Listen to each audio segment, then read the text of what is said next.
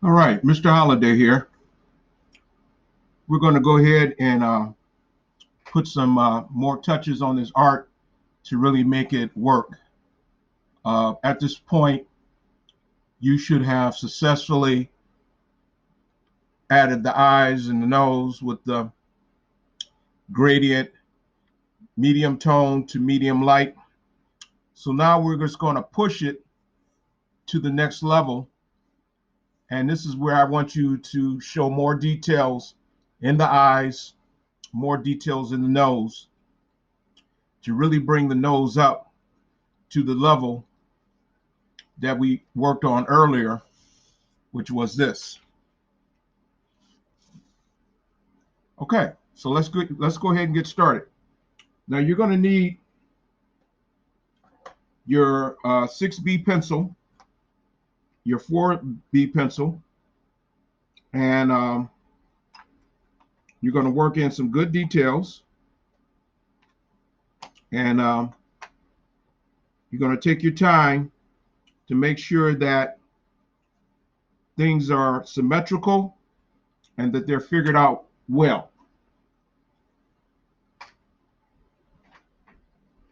So at this point, what I want to do is take my kneaded eraser and fix some things for symmetry. As I work on a piece of art, a lot of times I look at things and I discover, especially when I look at it from a distance, that things are not as straight as they could be. So this is where you would work on your symmetry. Here's a trick. You can actually place your artwork in a mirror and look at it in reverse to see how it actually looks opposite in the mirror. Okay, so I'm just taping down the work so it doesn't shift. Okay, so I have my tools. We got a 4B pencil. And what I want to do now is just simply slow down and really clean some things up. Okay, so we want to add some accents inside the nostril so that the nostril will begin to pop. And we add these accents under the nostril and in the openings of the nostril. And on the side, we talked about this earlier, where the light source is coming from the upper right. So on the left side of the nostril, we add these thick and thin lines. So it gets thin and then it gets thick as it moves under the skin that wraps around the nostril. So we thicken that up, because we're going to actually go back and push that shadow. And we're going to do the same over here. So we're always constantly thinking of thick to thin lines. And I'm literally going to just take this charcoal pencil and just work it right there in the corner, because I know that that's going to be a heavy shadow eventually, because I want this to be a dark as it segues to a medium tone. So we go from dark to medium light. And these are all ideas that we talked about earlier. We can move shadow within shadow.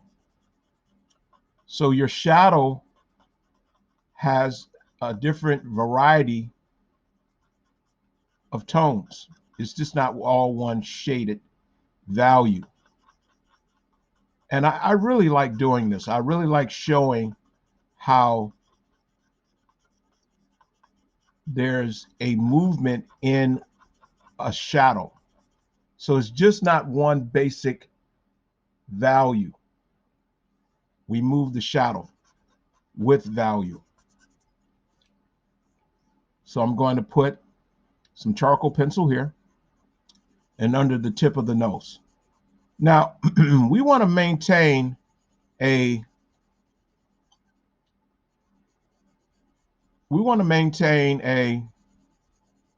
reflective light right in this area.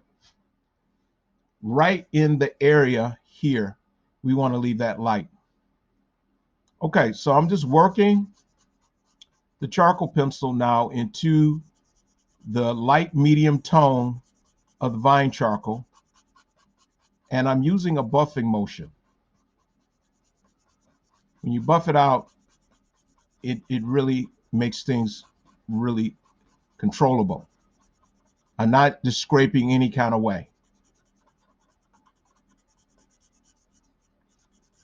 And you lessen the pressure in your hand so that it buffs into a medium tone.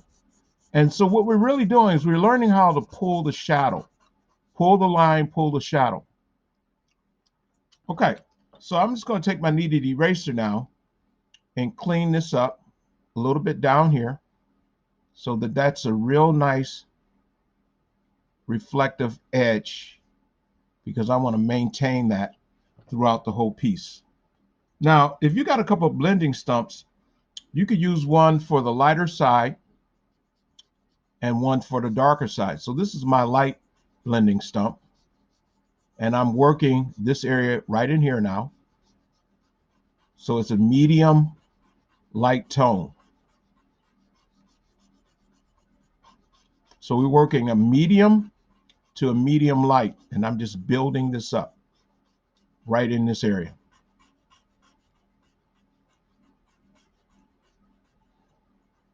Now I want to respect this side of the nostril because there's a light source that hits that. It's like a bounce light. And I want to respect, obviously, the reflective light down here. Now I want to come around on this side of the nose and support this nostril by the tip of the nose. So we're not having a flat nose. We have a tip coming out and we have nostrils setting back. So all of this is done through the way you shade. Now I'm going to soften this line on the inside right here, just a little bit. And I could go on the outside of that line to start building the cheekbone a little bit right in here. And I just kind of knock that down just a little bit. Now I'm going to start knocking this down a little bit because it's a little bright. And I'm going to go back and add more value in this area. So with my charcoal pencil, I'm going to start building some tone right here. And this is the shadow within the shadow. So we talked about the loop shadow actually coming around the nostril like this. And it's a shadow within the shadow. See how that works? Now, with the darker blending stump, because this is my darker blending stump,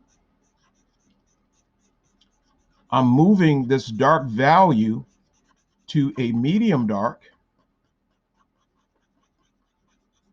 And finally, the medium dark fills in right here. So we have a shadow within the shadow. We have this medium dark to medium dark to medium going on within this whole medium light shadow, which is part of our Rembrandt window. And we talked about that earlier. The Rembrandt window is actually a photography term, but artists use it as well. And this is where the famous Renaissance artist Rembrandt, I think he was Renaissance, he created this really cool approach to shading. I should check that, make sure that he's a Renaissance artist. Now, I want to start softening up this edge so that this all blends together. And so using a buffing motion along with a little bit of a hatch, notice that I'm always in a uniform approach to shading. I never do things haphazardly. I shade with a uniform structure so things look good. And I want to get back up to these eyes a little bit because I do want you to work on the eyes to finish this piece. Now, it's important that I start pushing this value right here a little bit more. So I'm going to take a little bit of tone from this area, and watch this. You can literally draw with the blending stump. How did I do that? I grabbed some of this tone here and I put it here. And you can make that area a little bit darker as it helps formulate the structure of the tip of the nose as it moves around the tip, and it supports the side of the nostril as well. Now I want to get in here and soften up this charcoal line down here and just let it vignette to a nice soft medium tone on both sides. And this takes away that cartoon look. The cartoon look, we don't want that. Now, I'm going to take my lighter blending stump, has a light side, and I'm just going to work this really, really light down here at the bottom of the nostril where the skin wraps around the nostril. And you just get that going with a very light, medium tone. And if it gets a little murky and it gets a little out of control, you could always go back with your kneaded eraser. So I'm working this area very carefully because I still want to see the nostril in there. And I'm going to go back with my kneaded eraser, and I pinch the kneaded eraser to create a knife. And I just pick it up in small little areas to maintain that reflective light. I want to do that. And I want to put that little highlight right at the bottom of that nostril. So I'm just working it and getting fussy in here. All right, this is where you could get fussy a little bit, and you're working the medium, and before you know it, it's really starting to pop. I have a great source of reference that I showed you in your art packet. I want you to refer to that because that's going to help you with this piece. It's the woman with the loop light under her nose, and you can see the Rembrandt shadow on her left side of her face. Okay, so as I move to the other side of the nostril, and I want to just ever so slightly put a little bit of tone at that tip. So I'm bringing that tone up, coming around here, and I want to go on the outside of that nostril, and I'm starting to build the cheek structure just a little bit right here. And that helps support that edge.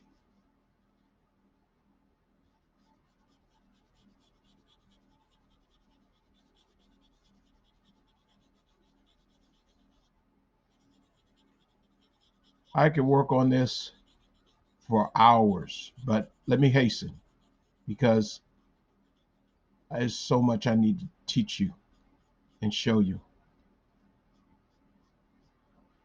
Okay, so we just about got that nose working pretty good in some kind of control. Now I kind of ruined my lighter side. So if you ever get one side that's murky, you can always take it off to the side and rub it real hard on an area that doesn't make a difference in the drawing. Or you just can rub it on a piece of paper, or a sand block is even better, because this is out of the area of the drawing, and I would probably frame this area. So it could be off the side to the side. That's okay. And you clean it. Now, sometimes you may see a little bit of the ball of the nose, just a little bit right in here, as we just keep working this ball, the tip of the nose. You just work that. And I'm softening up this edge.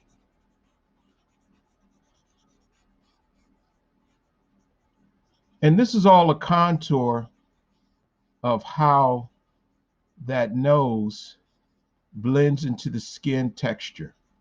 So we're working shadow, working the shadow right now. And notice how I'm following that contour.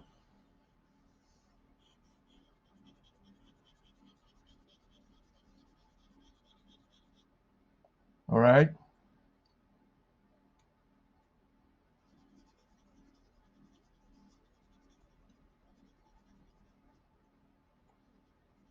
Now I'm going to take a little bit of this charcoal pencil and ever so slightly put a little bit more tone in here. And that's to really help build that nostril structure right up here.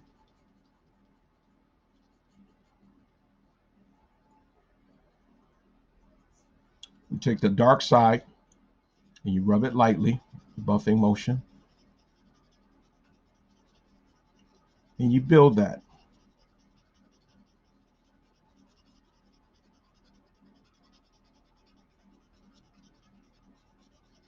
And it's a very soft area that you're building inside that shadow shape. And that's to help form the top of that nostril. Or you could go back a little bit more and define that nostril shape just a little bit.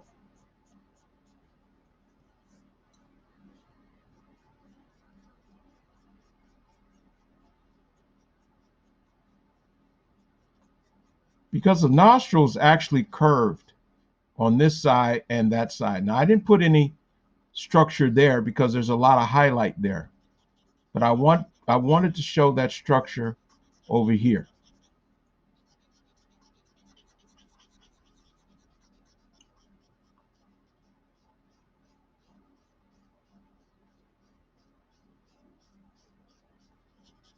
And you really just work the blending stump almost like a paintbrush.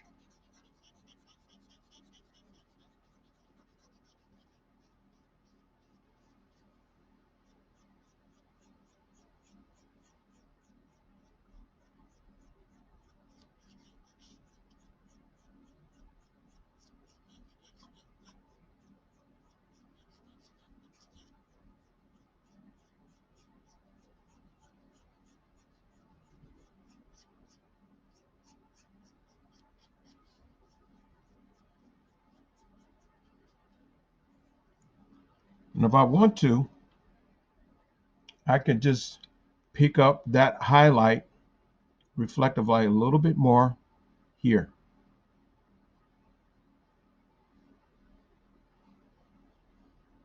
And you clean up. Okay, so as you can see, we're just pushing the details. And I could just keep working on this. Go back into your eyes, add your charcoal pencil, pop the sides, all this good stuff.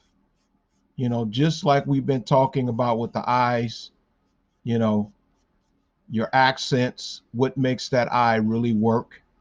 I would work one at a time. Now, when you start working here, it's best to have a sheet of paper, and we call this sheet a slip sheet. It's just a blank piece of paper, and you rest your hand on it so that you don't accidentally smear the art. And then I will work this side as well. Blow the charcoal, because sometimes it gets dusty. Thick, thick to what? Thin. And it's the same techniques we've been working on for eyes. And you just work those eyes up. We know that it's going to be some outside on the eyelid shading, inside eye socket. So we keep all of that in mind. Now here, I'm literally putting the highlight right inside that pupil. So I isolate that. See how I did that? And I'm just going to go around this lightly, and I could even start, because I know that it's going to give me this radial structure inside the iris. And I'm just doing that lightly with my charcoal pencil. Then I can go back with the blending stump, because usually I show you how to do that with fine charcoal, but after a while you'll get good enough and you can just do it lightly with the charcoal pencil.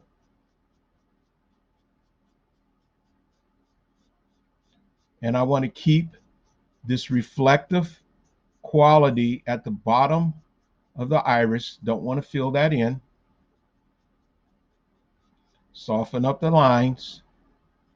And we're going to go outside eyelid.